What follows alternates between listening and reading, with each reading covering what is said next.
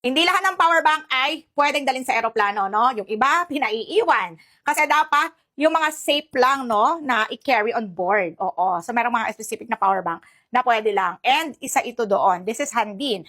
And this one is 30,000 milliamp hours na power bank, which is sapat na yon para magtagal ang ating mga gadgets, di ba? At ang nakakatuwa dito, 30,000 milliamp hours, pero mini power bank yan. Ibig sabihin, maliit lang siya. Hindi siya katulad ng mga power bank na habang tumataas yung battery capacity lalong lumalaki. So, eto po siya.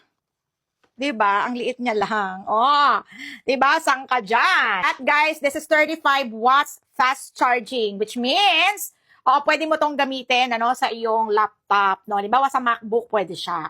Ito yung mga inclusion niya. So, meron siyang pouch, no?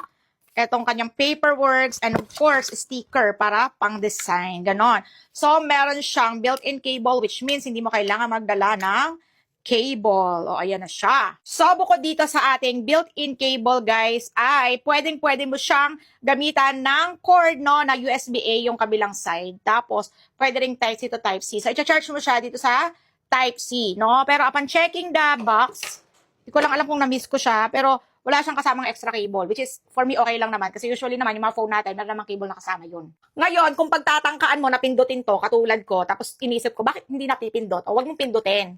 Kasi hindi to pindutan yan sa taas. Oo, kasi yan po yung kanyang LED indicator para malaman natin kung gaano pa kadami yung natitirang baterya. So, ito ay merong 76%. Oo, pasang-awa. 76%.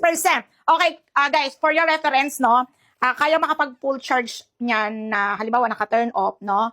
Considering yung ano nito, pag i-consider natin yung capacity parang 4,000 plus o kulang 5,000 milliamp hours to, no? So mga 6 na ganito.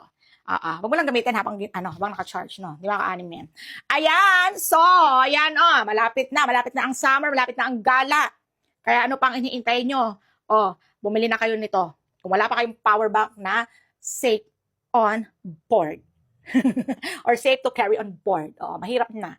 Ayan, kaya ano pa hinihintay nyo? Check out na. Yan lang.